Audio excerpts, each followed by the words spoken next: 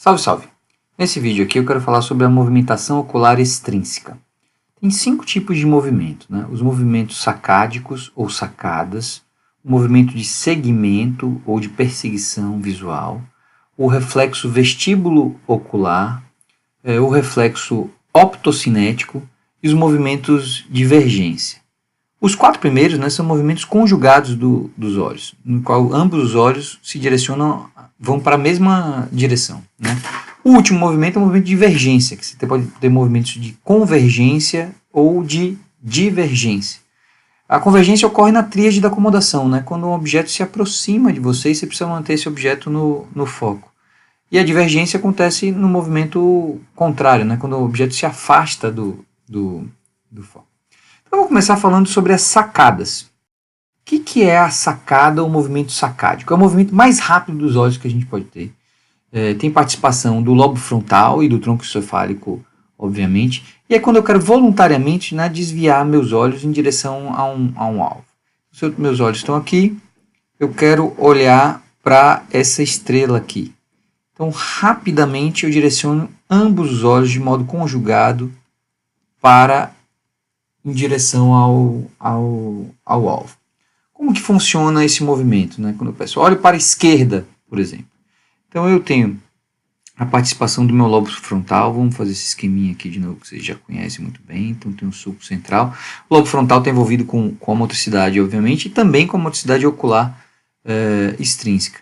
Aqui no lobo frontal a gente tem uma região que se chama, a gente pode chamar ele pela sigla de FEF, que é o Frontal Eye Field, ou campo ocular frontal. Os neurônios dessa região aqui se projetam para o tronco encefálico, né, para o mesencéfalo, para a região dos colículos superiores. Então isso aqui se projeta para os colículos superiores. Daqui, esses neurônios da motricidade ocular vão se projetar, do controle, né, da motricidade ocular, vão se projetar para a ponte, para uma estrutura que se chama PPRF, que é a formação reticular paramediana pontina. E essa região, que é um complexo de vários núcleos, vai se projetar para os núcleos da motricidade ocular extrínseca, no sexto, terceiro e quarto nervos cranianos, núcleos dos nervos cranianos, né, que vão movimentar os olhos. Mas vamos olhar de uma forma esquemática aqui, que eu acho que a representação vai ficar mais clara. Então, se a gente tem aqui, por exemplo, né, o campo ocular frontal do lado esquerdo. Então, essa região frontal aqui, ó, ela se projeta para o colículo superior, e o campo ocular frontal também vão se projetar para a região da ponte contralateral, onde eu tenho esse complexo de núcleos aí, que é conhecido como PPRF, ou formação reticular paramediana pontina. A PPRF, por sua vez, se projeta para o núcleo do sexto nervo. O núcleo do sexto nervo ele vai inervar o reto lateral. Então, o reto lateral está aqui, ó. Então, o núcleo do sexto se projeta para o reto lateral, aqui, né, através do sexto nervo craniano, abduzindo esse olho daí. Mas para que haja o movimento conjugado, tem que ter uma forma de integrar essa informação do núcleo do sexto com o núcleo do terceiro contralateral. E isso acontece através de um fascículo que é o fascículo longitudinal medial, que conecta o núcleo do sexto com o núcleo do terceiro. Por sua vez, o núcleo do terceiro, ele, através do terceiro nervo, que é o nervo oculomotor, vai inervar o reto medial. Está aqui, aduzindo, portanto, esse olho.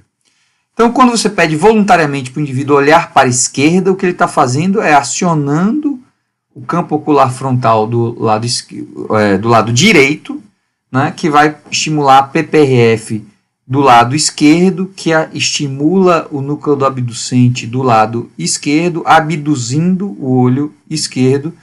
E aí o núcleo do sexto do lado esquerdo se conecta com o núcleo do terceiro do lado direito, através do fascículo longitudinal medial, aduzindo o olho direito. Essa é a via da sacada, o circuito simples da sacada. Então, a sacada voluntária, né, quando eu peço para o indivíduo olhar para a esquerda ou olhar para a direita. Existe uma sacada reflexa que é mediada pelo colículo superior. né, que recebe informações da retina e direciona nosso olho de forma reflexa ao alvo, né? Então, assim, com o envolvimento dessa estrutura aqui do colículo superior. Bom, esse era o primeiro movimento ocular que eu queria que a gente começasse a entender. Mas vamos aproveitar aqui para falar de lesões de determinados pontos desse circuito, o que eles vão provocar. Se a gente tiver uma lesão aqui no lobo frontal, por exemplo, que pegue a área motora e pegue o campo ocular frontal, o que esse indivíduo vai apresentar? Então, se for do lado esquerdo, ele vai apresentar uma hemiparesia contralateral, né? Uma hemiparesia direita.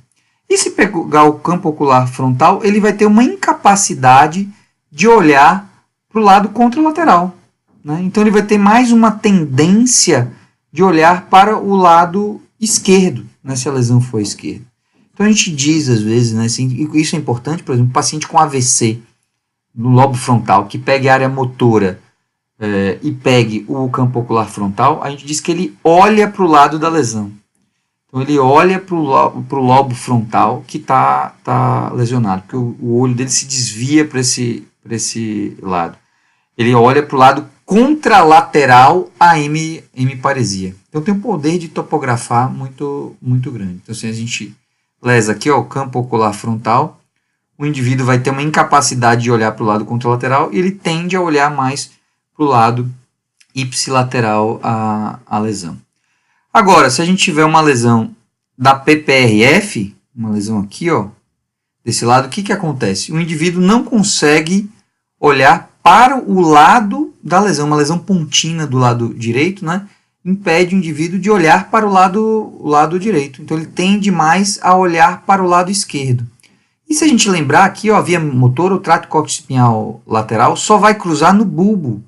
Então se pegar a PPRF e pegar o trato córtico-espinhal lateral que está passando aqui ipsilateralmente, né, antes de cruzar na decussação da pirâmide no bulbo, o indivíduo vai apresentar também uma hemiparesia direita, né? Uma hemiparesia contralateral. Então ele olha para o lado da hemiparesia. Ele olha para o lado contralateral à lesão, quando é uma lesão na ponte. Muito bem, vamos falar agora do segundo movimento ocular, que é o movimento de segmento. É um movimento mais lento. A gente não tem a capacidade de realizar o segmento na mesma velocidade que a gente realiza as sacadas. Então, no movimento de segmento, eu tenho que ter a participação da retina. Então, o que permite que eu siga um alvo é que eu esteja vendo esse alvo. Então, é um circuito que se inicia, né, pelo olho, né, pela retina. Então, as células da retina se projetam para o corpo. Então, tem a retina aqui, As células da retina se projetam para o corpo geniculado lateral, a sigla em inglês LGB, no tálamo, né? E através das radiações ópticas para o córtex visual, né? Área V1. E aí, pela via dorsal, isso chega lá no lobo parietal. No macaco, na verdade, é mais nas regiões temporais. Esse circuito é muito estudado no macaco. Então, são regiões temporais médias e médias superiores, que é conhecido como MT e MST.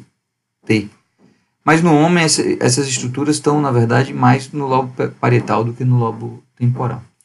Daqui, essas informações se projetam lá de novo para o lobo frontal, o campo ocular frontal, que a gente já viu anteriormente, que é o frontal eye field, que está aqui representado. E daqui para o tronco encefálico. Mas em vez de ir para os colículos superiores, ele vai aqui para os núcleos dorsolaterais da ponte.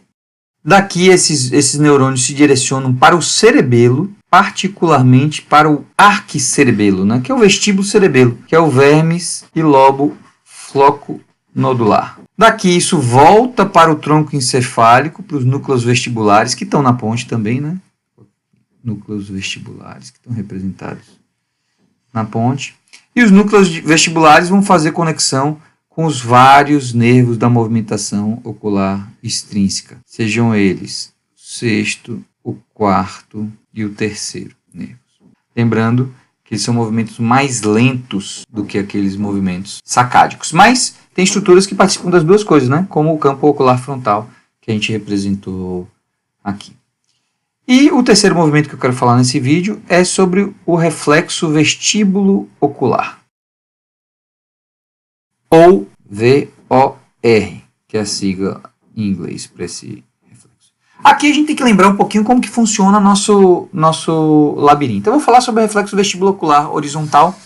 O reflexo vestibulocular vertical é parecido, né, mas envolvendo estruturas um pouquinho diferentes. Então vamos representar aqui, ó, o olho esquerdo do indivíduo, aqui o olho direito dele, vou fazer aqui o nariz, né, aqui, ó, o canal semicircular horizontal esquerdo e o canal semicircular horizontal direito. No indivíduo parado, a atividade, né, parado, né, sem se mexer, a atividade do labirinto esquerdo e do labirinto direito é mais ou menos simétrica. Então ele dispara com mais ou menos a mesma frequência, né, os potenciais de ação. Tchu, tchu, tchu. Aqui também, ó, tchu, tchu, tchu. Então eles têm uma atividade tônica, simétrica, e o indivíduo entende que ele está parado. Se ele girar para o lado esquerdo a cabeça, assim, ó, se a cabeça dele for girada, né, passivamente para o lado esquerdo, o que acontece? Eu aumento a frequência de disparo aqui e diminuo a frequência de disparo no lado contralateral. Então, nessa situação aqui, a atividade do lado esquerdo tivesse maior do que a atividade do lado direito, do labirinto esquerdo, maior do que a atividade do labirinto do lado direito. E aí meu cérebro entende que eu girei minha cabeça para o lado esquerdo. E aí depois a gente vai falar um pouco sobre nistagmo, né? O nistagmo patológico. Vou aproveitar para falar um pouquinho sobre isso. Mas vamos voltar aqui para o reflexo vestíbulo ocular. Então, de novo, ó, se eu girar a cabeça do indivíduo passivamente para o lado de cá, eu aumento, né, a atividade desse canal semicircular horizontal aqui, despolarizando mais as células ciliadas desse lado. Esse labirinto daqui, ele se projeta para os núcleos vestibulares, é um complexo de 4 núcleos, né? Ipsilateralmente, né, através do nervo vestíbulo coclear. Aí, esses núcleos vestibulares, estou fazendo a linha média aqui de novo, ó, eles se projetam para o núcleo do abducente contralateral. Então, o núcleo do sexto nervo contralateral. Que a gente já viu que o núcleo do sexto nervo inerva exatamente o músculo reto lateral. Então, ele vai abduzir esse olho. E aí, o núcleo do sexto se projeta para o núcleo do terceiro nervo, através do fascículo longitudinal medial, que a gente já viu aqui, e o núcleo do terceiro inerva o reto medial, portanto, aduzindo esse olho contralateral. Então, se eu giro a cabeça do indivíduo para o lado esquerdo, o olho dele tende a virar para o lado direito. Isso é importante para manter a imagem estável na retina. Quando eu estou andando, por exemplo, eu não tenho a impressão que o mundo todo está balançando, graças à presença do reflexo vestíbulo ocular. Indivíduos com lesões vestibulares, por exemplo, eles podem ter um sintoma que é a oscilopsia, que quando eles se movimentam, eles têm a impressão que o mundo todo está se movimentando, exatamente porque ele não tem esse reflexo vestíbulo ocular funcionando de uma forma adequada. Vamos entender agora aqui, ó, o que acontece se eu tiver uma lesão vestibular. Por exemplo, se eu tiver uma lesão aqui, ó, vestibular do lado direito, o que vai acontecer? É como se esse lado estivesse funcionando menos e esse lado de cá funcionando mais. Portanto, meu cérebro tem a impressão que eu estou girando a cabeça para o lado esquerdo. Daí vem o sintoma de vertigem, que é uma alucinação do movimento. O indivíduo tem a sensação de que ele está girando, né, para o lado esquerdo, ou que o ambiente está todo girando para o lado direito, devido a um desbalanço entre a atividade do labirinto esquerdo e do labirinto direito. Nesse caso aqui, o labirinto direito foi destruído. Qual é o efeito que eu tenho quando ocorre uma destruição do labirinto direito, do ponto de vista dos olhos? É como se eu estivesse estimulando o tempo todo os núcleos vestibulares desse lado de cá, não é? Então o efeito que eu vou ter é exatamente de desvio ocular para o lado do labirinto lesado. Então meus olhos desviam para o lado que o labirinto foi lesado. Mas como o indivíduo está consciente, ele não quer ficar olhando para esse lado direito. E aí, voluntariamente, através da via da sacada, né, ele volta o olho dele rapidamente para o lado esquerdo. Então, o que acontece aqui? O vestíbulo empurra ele de uma forma lenta e gradual para o lado direito, e o frontal dele empurra rapidamente o olho para o lado direito. E aí eu vou ter um movimento que é o nistagmo.